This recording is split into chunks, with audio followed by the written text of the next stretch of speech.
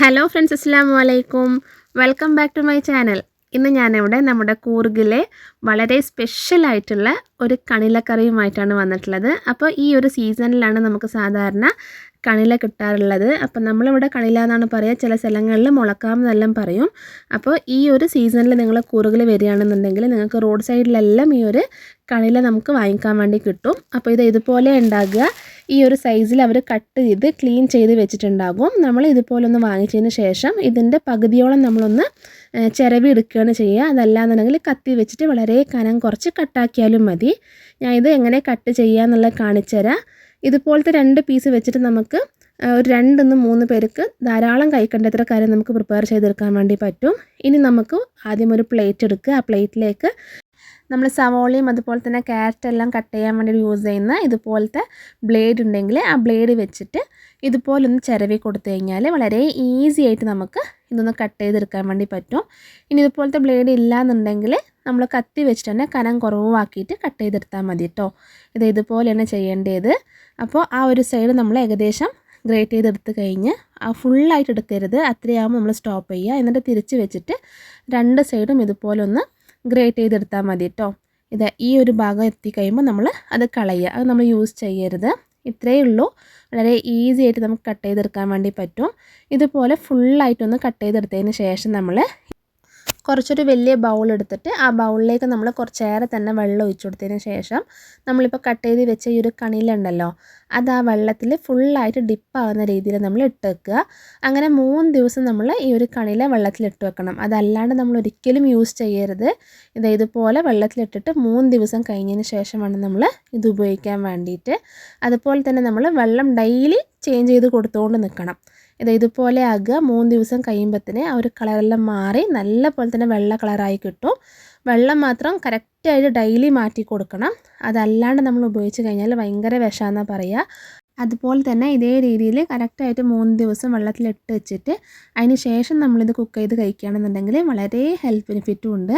അപ്പോൾ ഇനി നമ്മൾ ചെയ്യേണ്ടത് ആദ്യം ഒരു കുക്കർ എടുക്കുക. ആ കുക്കറിലേക്ക് ഒരു ലേശം കടല ഒരു ദിവസം മുമ്പ് തന്നെ പുതിർത്തി വെച്ചത് ഇതുപോലെ ഇട്ട് കൊടുക്കുക. എന്നിട്ട് ഇതേ കുക്കറിലേക്ക് തന്നെ ടേസ്റ്റിന് കണക്കായിട്ട് കുറച്ച് ഉപ്പും അതുപോലെ തന്നെ ഒരു ഗ്ലാസ് വെള്ളവും കൂടി ഒഴിച്ചിട്ട് നല്ല പോലെ തന്നെ ഒന്ന് വേവിച്ചെടുക്കുക കേട്ടോ. ഒരു 2 വിസിൽ കൊടുത്തു കഴിഞ്ഞാൽ നല്ല പോലെ തന്നെ വെന്ത് കിട്ടും.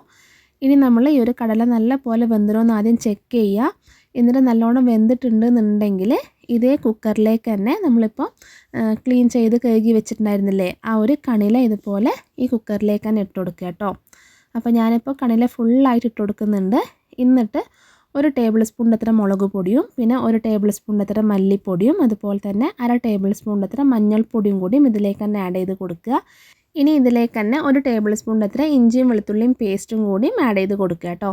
എന്നിട്ട് കുറച്ചൊരു വലിയ സവോള ഒരെണ്ണം ഇതുപോലെ കനം കുറച്ച് കട്ട് ചെയ്തിട്ട് അതും കൂടിയും ആഡ് ചെയ്ത് കൊടുക്കുക. അതുപോലെ തന്നെ 1 തക്കാളിയും കൂടിയും കട്ട് ചെയ്തിട്ട് അതും കൂടിയും ഇതേ കുക്കറിലേക്ക് തന്നെ ഇട്ട് കൊടുത്തതിന് ശേഷം ഒരു സ്പൂൺ വെച്ചിട്ട് നല്ലോണം ഒന്ന് മിക്സ് ചെയ്ത് കൊടുക്കുക കേട്ടോ.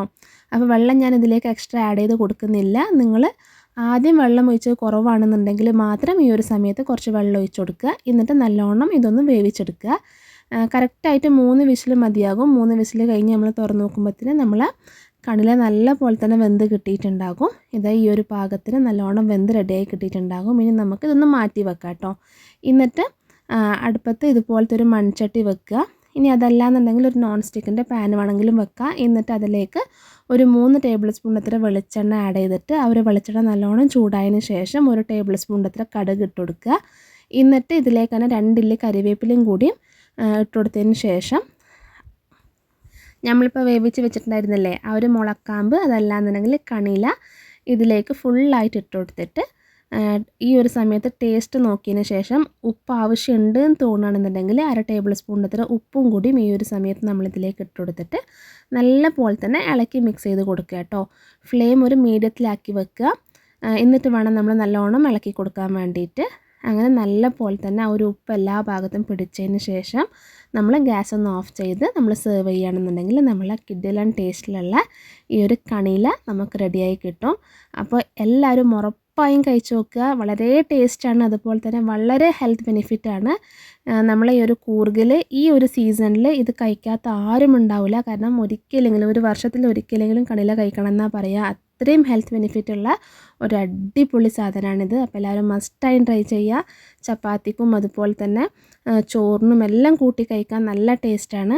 അപ്പോൾ എല്ലാവരും ഉറപ്പായും ട്രൈ ചെയ്തിട്ട് എൻ്റെ ഫീഡ്ബാക്ക് എന്നെ മറക്കാതെ കമൻറ്റിലൂടെ അറിയിക്കുക. അതുപോലെ തന്നെ നമ്മളെ വീഡിയോ നിങ്ങൾക്ക് കാണുന്ന സമയത്ത് ഇഷ്ടപ്പെടുകയാണെന്നുണ്ടെങ്കിൽ മറക്കാതെ ലൈക്ക് ചെയ്ത് സബ്സ്ക്രൈബ് ചെയ്തിട്ട് സപ്പോർട്ടും കൂടിയും ചെയ്യാം കേട്ടോ.